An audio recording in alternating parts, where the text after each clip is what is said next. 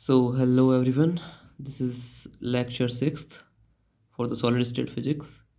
अभी हमने fifth lecture के अंदर डायलेक्ट्रिक कंप्लीट कर लिया था और उससे पहले जो फोर लेक्चर्स थे हमारे वो मैग्नेटिज्म के ऊपर थे पूरे के पूरे। ठीक है, तो अगर वो नहीं देखे हैं तो पहले उन्हें देख लो, उसके बाद से करेंगे। ठीक है, तो आज हम सिक्स लेक्चर स्टार्ट करते हैं। इसके अंदर हम क्या करेंगे, सुपर कंडक्टर्स स्टार्ट कर रहे हैं, तो 2-3 लेक्चर होंगे इसके, उसमें कंप्लीट हो जाएगा। तो हम किस किस चीज़ के बारे में बात करेंगे सुपर कंडक्टर के अंदर। सबसे पहले तो इंट्रोडक्शन होगा, क्या होता है सुपर कंडक्टर, किस तरह से physical properties of the superconducting material, Meissner effect, critical field, critical current, London penetration depth, coherence length, isotopic effect. फिर टाइप ऑफ सुपर कंडक्टर्स देखेंगे, type 1 superconductor, type 2 superconductor, flux quantisation, then the thermal properties of superconductor material like entropy, thermal conductivity, specific heat, band gap, etc. Okay, then we will study about the Josephson junction, and in that DC Josephson effect, AC Josephson effect. Then in the last we will study BCS theory. Okay, so this is all about what we gonna study. So let's start with the introduction. Superconductors are material whose DC resistivity suddenly drops to zero below a certain temperature called critical temperature. तो कुछ नहीं है, मतलब super conductor क्या होता है, एक normal कोई भी कंडक्टर है हमारा, लेकिन एक पर्टिकुलर टेम्परेचर के बाद, मतलब अगर तुम बहुत ज़्यादा टेम्परेचर डिक्रीज करना स्टार्ट करोगे तो एक टेम्परेचर के बाद उसकी रेजिस्टिविटी बिल्कुल जीरो ड्रॉप हो जाएगी। ठीक है, तो उस टेम्परेचर को क्या बोलते हैं, क्रिटिकल टेम्परेचर बोलते हैं। और जिन मटेरियल्स की इस तरह से रेजिस्टिविटी जीरो हो जाती है उन्हें हम सुपर कंडक्टर्स बोलते हैं। ठीक है, तो सुपर कंडक्टर्स के लिए ही हमारा क्रिटिकल टेम्परेचर एग्जिस्ट करता है। जैसे कुछ एग्जांपल मैंने ले लिए हैं यहाँ पे, जैसे कि प्योर एलिमेंट्स की अगर हम बात करें तो मरकरी है, लेड है और नायोबियम है। तो इनके टेम्परेचर दे रखे हैं हमारे क्रिटिकल, जैसे 4.2 केल्विन, 6.2 केल्विन, 9.25 केल्विन।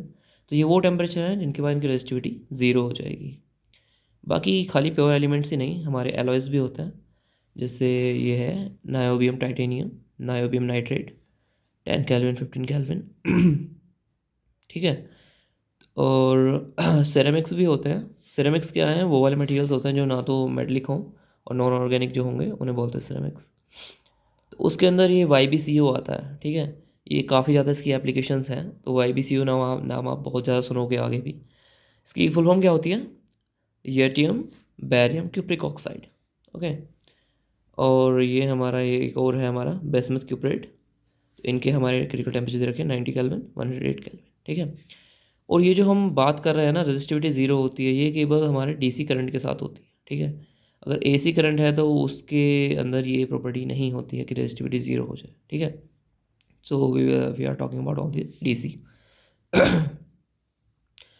तो आपको इंट्रो मिल गया इसका क्या होता है एक्चुअल में। अभी हम प्रॉपर्टीज़ देख लेते हैं। प्रॉपर्टीज़ में सबसे पहले हम बात करेंगे मेजनर इफेक्ट की। ठीक है, तो पहले देख लेते हैं क्या बोलता है मेजनर effect. Superconductor completely expels the magnetic flux below critical temperature Tc when placed in an external magnetic field। तो स्टेटमेंट क्या बोल रहा है कि पर्टिकुलर हमारे क्रिटिकल टेम्परेचर के बाद क्या होगा, सुपर कंडक्टर के अंदर पूरी तरह से हमारा मैग्नेटिक फ्लक्स एक्सपेल होगा। ठीक है, मतलब उसके अंदर बिल्कुल भी मैग्नेटिक फील्ड नहीं रहेगा। जैसे तुम्हें पता ही है, तुमने डायमैग्नेटिक मटेरियल्स के अंदर देखा होगा कि क्या होता है कि वो मैग्नेटिक फील्ड को क्या करता है, एक्सपेल करता है। लेकिन अगर सुपर कंडक्टर के अंदर देखें हम, तो वो पूरी तरह से परफेक्ट डायमैग्नेट होते हैं, वो पूरी तरह से उन्हें एकदम बाहर कर देंगे मैग्नेटिक फील्ड को। जैसे हम रिप्रेजेंटेशन दे सकते हैं, ये फिगर दिखा रखे हैं।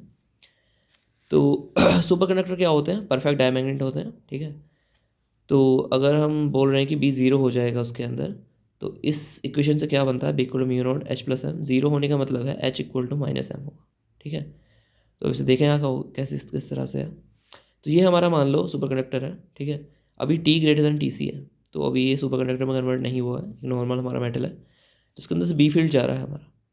अब इसे हम कूल करेंगे, टेम्परेचर हमारा टी सी से नीचे जाएगा, तो अब क्या होगा, ये पूरा पूरा देखो फील्ड जो एक्सपेल हो गया, इसके अंदर से कुछ पास नहीं हो रहा। इसके अंदर जितनी मतलब जो मैग्नेटाइजेशन है वो टोटली अपोज्ड हो चुकी है। ठीक है, जितनी इधर थी, मतलब M equal to minus H हो चुका है, और बी इक्वल टू क्या हो गया है, ज़ीरो हो गया है, बी इक्वल टू ज़ीरो हो गया है। ओके, तो यही होता है मेजनर इफेक्ट।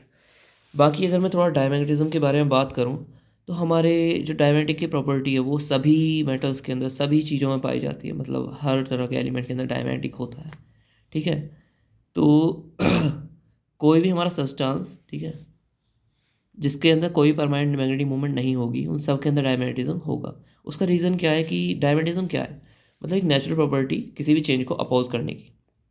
ठीक है, जैसे हमने लैंस लॉ के अंदर पढ़ा हुआ है कि अपोज करने की प्रॉपर्टी होती है, और नॉर्मल ह्यूमन बींग्स के अंदर भी हम मेटाफिजिक्स में बात करें तो किसी भी चेंज को हम मतलब चेंज करना नहीं चाहते, कुछ हो। ठीक है, तो इस तरह से हमारे जो डायमेटिक हैं वो सभी मटेरियल्स क्या है, चाहते हैं कि कुछ ना कुछ मतलब रिपेल ही करें।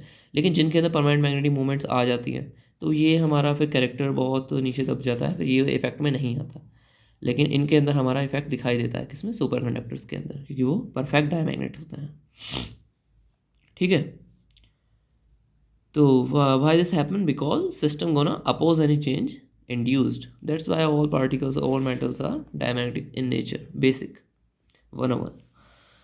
सो हाँ, अगर हम बात करें एक नॉर्मल किसी भी कंडक्टर की, ठीक है, ये लगा हुआ है, ये मैग्नेट है, इसे हम जब पास लेके आते हैं तो हमें पता ही है इसके अंदर फैराडे लॉ ऑफ इंडक्शन के थ्रू हमने पढ़ा हुआ है कि फ्लक्स जब चेंज होगा तो इसके अंदर ईएमएफ इस तरह से आएगा कि ये इस चेंज को अपोज करेगा। ठीक है, तो अगर एक नॉर्मल सब्सटेंस की बात करें तो इसके अंदर रेजिस्टेंस होने की वजह से उतना करंट प्रोड्यूस नहीं हो पाता कि इसे टोटली कैंसिल आउट कर सके। ठीक है, इसलिए हमारा यहाँ कुछ ना कुछ मतलब कैरेक्टर रह जाता है और उसमें अंदर ईएमएफ इंड्यूस हो जाता है।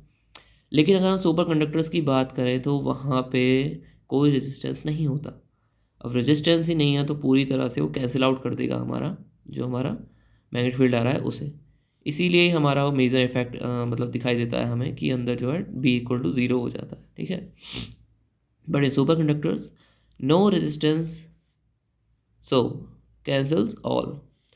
तो जो हमारी ससेप्टिबिलिटी है chi equal to M by H will be -1 for the super conductors. हाँ, एक और चीज़ आती है इसके अंदर, मैक्सवेल्स इक्वेशन हमने पढ़ी है एक, del cross E curl of E equal to होता है minus del B upon delta T. B क्या है, हमारा मैग्नेटिक फ्लक्स है, मतलब मैग्नेटिक फील्ड ही है। ठीक है, तो del B upon del T होता है। ठीक है, तो ये जो हमारा फिनोमेना है कि बी इक्वल टू ज़ीरो हो जाता है अंदर हमारा सुपर कंडक्टर्स के अंदर अगर टी सी से कम है टेम्परेचर, तो वो हम मैक्सवेल की इक्वेशन से एक्सप्लेन नहीं कर सकते हैं। उसका रीज़न देखते हैं। हमें पता है करंट डेंसिटी क्या होती है, सिग्मा ई। सिग्मा यहाँ क्या दिखा रहा है, हमारा कंडक्टिविटी। तो अगर इसे 1/सिग्मा इधर कर देंगे तो इक्वल टू रो जे हो जाएगा। रो क्या है, रेजिस्टिविटी है। ठीक है, तो अगर टी हमारा लेस देन टी सी है तो रो ज़ीरो होगा। सुपर कंडक्टर की यही तो प्रॉपर्टी होती है। तो रो ज़ीरो होगा तो ई भी ज़ीरो हो जाएगा। अब उसे अगर हम यहाँ रखेंगे इक्वल टू ज़ीरो तो del B by del T equal to zero आएगा। इससे क्या पता चल रहा है कि बी कांस्टेंट है, बी कांस्टेंट है। तो मैक्सवेल की इक्वेशन के अकॉर्डिंग बी कांस्टेंट रहना चाहिए T less than T C के लिए, बट हमने प्रॉपर्टी क्या देखी कि बी ज़ीरो हो जा रहा है। तो अब ये तो दोनों एक दूसरे से मतलब कुछ रिलेट नहीं कर रहे हैं, तो इसलिए हम बोलेंगे कि this phenomena can't be explain by the Maxwell equation. हाँ, that's why Maxwell equation not applicable on superconductor, but they are applicable on the perfect conductors. ठीक है, इट इज़ आइडियल सिचुएशन होती है परफेक्ट कंडक्टर की, दोनों अलग अलग चीज़ हैं। ठीक है, तो मैक्सवेल की इक्वेशन हमारी आइडियल परफेक्ट कंडक्टर के अंदर लग जाती है। देखते हैं कैसे। जैसे मान लो कोई परफेक्ट कंडक्टर है, उसके अंदर से हमने पास करा रहे हैं बी फील्ड, अभी T greater than T C है। जैसे कूल करेंगे तो क्या होता है कि इसके अंदर अब जो है, अब हम यहाँ से जो बी फील्ड है उसे हटा देंगे तो इसके अंदर जितना था फील्ड वो कांस्टेंट रहेगा, वो कांस्टेंट रहेगा। यही होती है प्रॉपर्टी, मतलब जो हमारी मैक्सवेल इक्वेशन से आ रहा था, तो ये उसे फॉलो करता है जो परफेक्ट कंडक्टर्स हैं वो। ठीक है, तो अब जो अंदर इंटीरियर के अंदर जो फील्ड रह जाएगा वही इस तरह से लूप पूरा कर लेगा और वो एग्जिस्ट करेगा। ठीक है, इसकी एक और सिचुएशन देखते हैं हम। जैसे मान लो इस बार हमारा कोई फील्ड है ही नहीं, बी ज़ीरो है अंदर। ठीक है, और T greater than T C है। Rho is not equal to zero, resistivity zero नहीं है, बी इक्वल टू ज़ीरो है क्योंकि T greater than T C है इसलिए ज़ीरो नहीं है। अब T less than T C है तो रो ज़ीरो हो गया, बी ज़ीरो हो गया। ठीक है, तो अभी मैक्सवेल इक्वेशन के अकॉर्डिंग क्या होना चाहिए, अंदर फील्ड कांस्टेंट रहना चाहिए, तो जितना है उतना ही रहना चाहिए। अब अगर तुम बी फील्ड बाहर से पास कराओगे तो तुम देखोगे कि वो साइड से निकल गया। ठीक है, अंदर की तरफ गया ही नहीं। ठीक है, तो अंदर बी ज़ीरो ही बना हुआ है, जितना पहला था उतना ही अब है। तो यहाँ पे क्या है, मैक्सवेल की इक्वेशन वैलिड है। ठीक है, इनसाइड फील्ड इज़ फ्रोजन। तो मैक्सवेल इक्वेशन कहाँ एप्लीकेबल नहीं है? सुपर कंडक्टर्स के लिए एप्लीकेबल नहीं है, बाकी जगह है। ठीक है, क्यों नहीं है? क्योंकि वहाँ पे क्या है, पूरी तरह से वो एक्सपेल कर देता है, चाहे बाहर कितना भी पहले कितना भी फील्ड हो, लेकिन अगर वो T less than T C हुआ तो एक्सपेल कर देगा सारे फील्ड को, इसलिए एप्लीकेबल नहीं होता सुपर कंडक्टर्स के लिए। ठीक है, अब देखो मेजर इफेक्ट की बहुत तगड़ी एप्लीकेशन है, उसी की हम बात करेंगे आज के लेक्चर में और उससे फिर एंड कर देंगे। आपने पढ़ा होगा सुपर कंडक्टिंग लेविटेशन।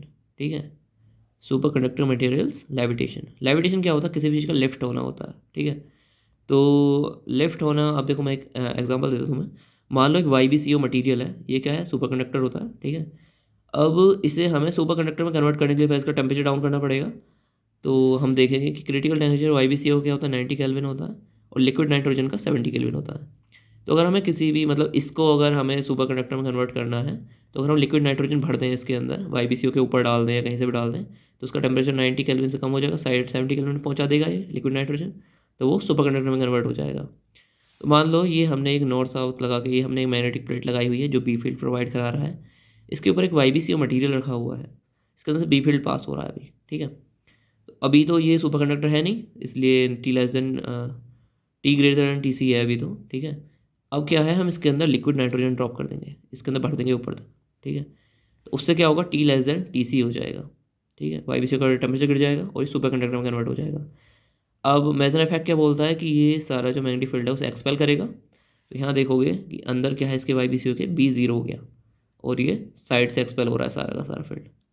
तो ये एक्सपेल होने की वजह से ये इतना ज़्यादा फोर्सफुल होता है कि ये यहाँ से इसे लूप कंप्लीट करना है अपना, और इस तरह से यहाँ से निकलेगा कहीं तो जाएगा, तो यहाँ से स्पेस बनाने के लिए इसे लिफ्ट कर देता है ये।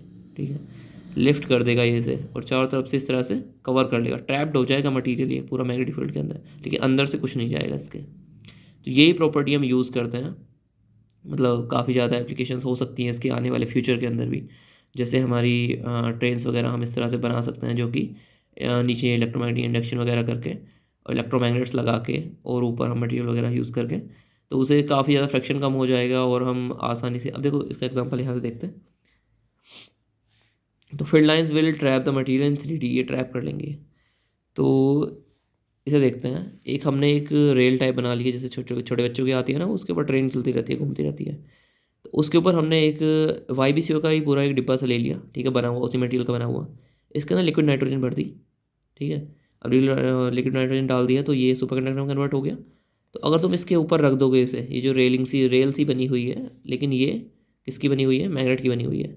तो अगर तुम इसे इसके ऊपर रख दोगे तो ये इस पर प्लेस नहीं होगा, ऊपर लिफ्ट ही रहेगा हवा में, लेकिन ये चारों तरफ से ट्रैप्ड होगा, इधर से भी इधर से भी, मतलब ये इधर उधर को जाएगा नहीं। अगर तुम इसे हल्का सा पुश दोगे तो एकदम इसी इसी को पाथ को कवर करेगा, ये इसी पाथ पे रहेगा, और बहुत ही ज़्यादा कम एनर्जी चाहिए होगी इसे पुश करने के लिए।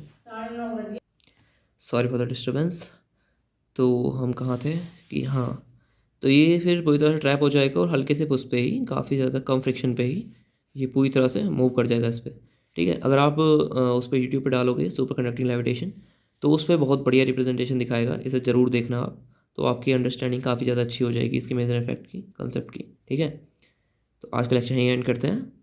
चलिए, थैंक यू।